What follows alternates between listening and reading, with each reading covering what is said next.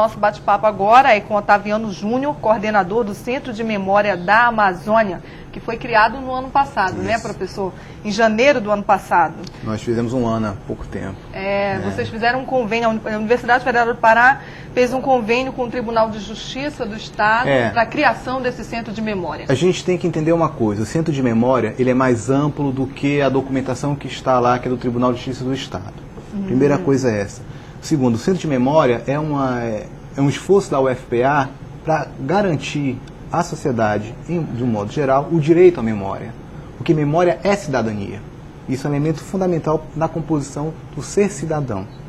Bem, e dentro do Centro de Memória da Amazônia, nós temos o nosso primeiro grande fundo documental, é justamente o Tribunal de Justiça do Estado.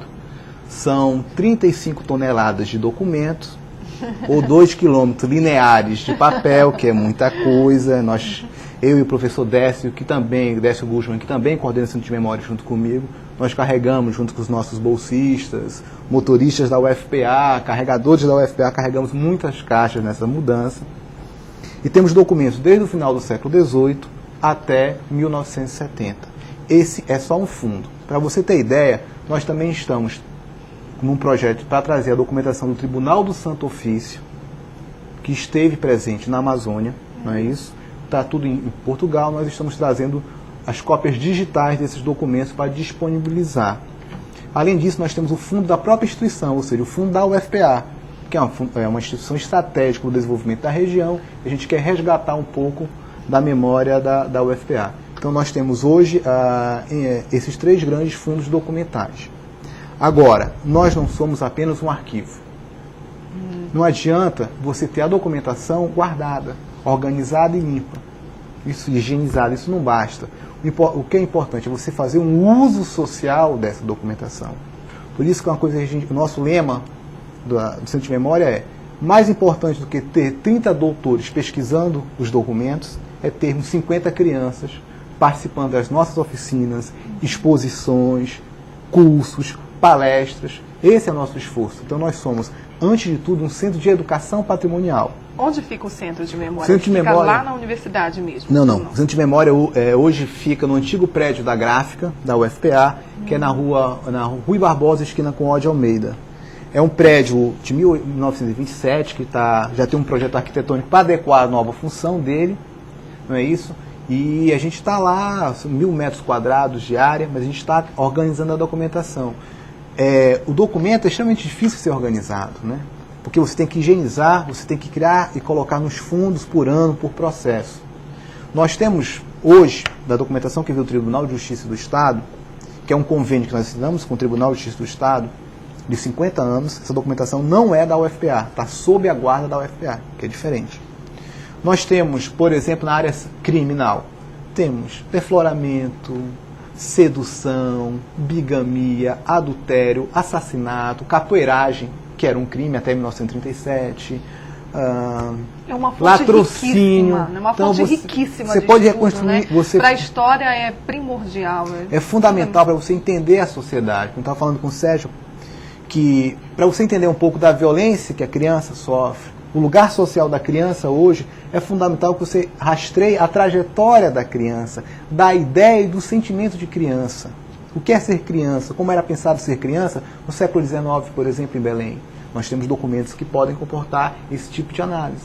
Então, é importante por isso. É muito interessante ter um centro como esse, né? É muito importante, porque nós no Brasil já não temos o hábito de preservar, de gostar mesmo da história, de conhecer a história, né, do país, dos outros países como um todo, mas no nosso país especialmente, nós não temos esse hábito, né, esse prazer, esse gostar, né, de preservar mesmo. E digo isso com ações políticas, sociais e de investimento na preservação da memória. Eu vou te dizer uma coisa, falo isso até com medo, mas quando a gente assumiu o Centro de Memória, o professor Décio, uma frase que ecoava muito na minha cabeça era: o brasileiro não tem memória. Isso é uma coisa comum, do senso comum.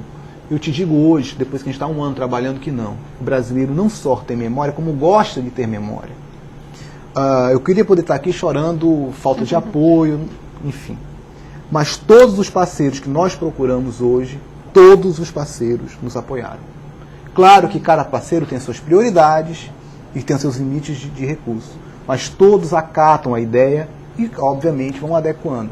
A UFPE, não preciso te dizer o quanto de apoio que ele nos deu, né? Mas eu vou te dar um exemplo. A gente está negociando agora, no dia 30, eu estou indo para Trento, para a Universidade de Trento, na Itália, porque uma professora de Trento esteve aqui, conheceu o nosso acervo, ficou fascinada com o nosso trabalho e vai prestar agora uma assessoria técnica. Professor, deixa eu fazer uma ressalva, então.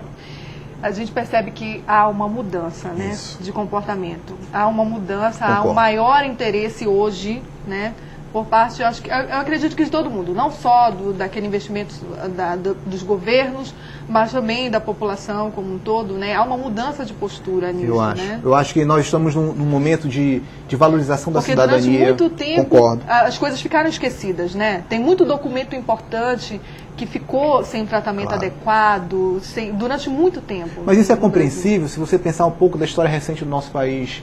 Nós somos filhos da ditadura militar. E a ditadura primava pelo esquecer também.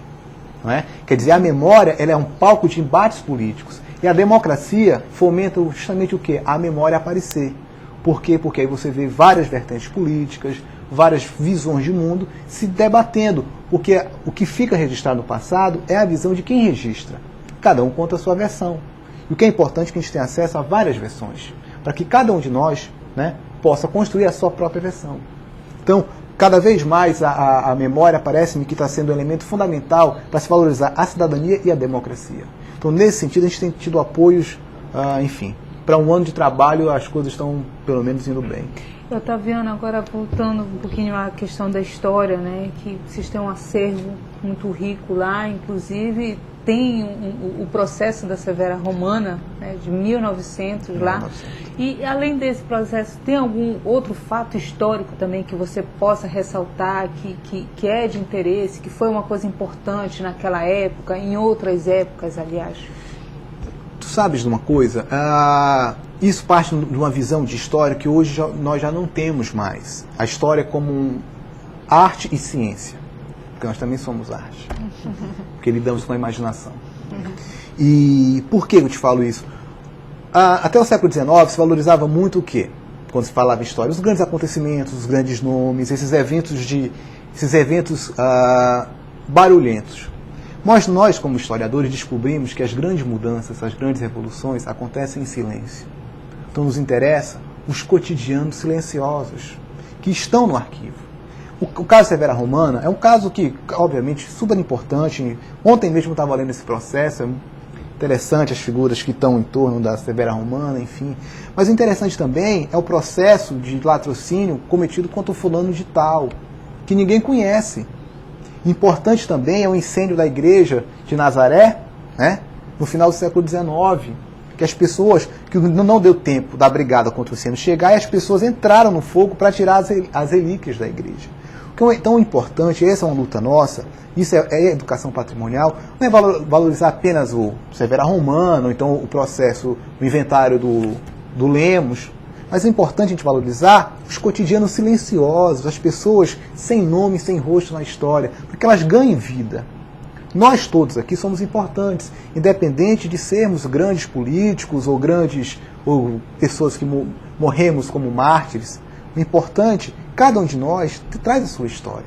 E daí a importância do centro de memória, porque a gente não tem só os grandes acontecimentos, ou os grandes fatos, ou os grandes nomes, mas nós temos os cotidianos silenciosos, as revoluções silenciosas. E, Otaviano, agora há pouco você falou de se fazer um uso social, né, desse acervo. Como é que, nesse caso, no caso da Casa da Memória, como é que dá para socializar isso aí para o público? Bom, que estratégias, como chegar a este público? Nós temos alguns projetos. Bem, a primeira coisa que nós aprendemos, eu e Décio, como administradores, é que se você quiser inviabilizar qualquer coisa, é pensar muito grande. A gente pensa pequeno. Pequeno. Então, os nossos projetos são simples. Vou te dizer 1808, 200 anos da família real. Presença da família real no Brasil. O que a gente está fazendo? A gente está digitalizando toda uma documentação que vai entre 1800 e 1810. Tudo que nós temos lá, centro de memória, entre 1800 e 1810. Vamos pegar um data show, um notebook e vamos para as escolas, com um convênio com a SEDUC, para mostrar para essas crianças o que era Belém quando a família real chegou. E aí você pode trabalhar não só a chegada da família real e a importância da chegada da família real ao Brasil,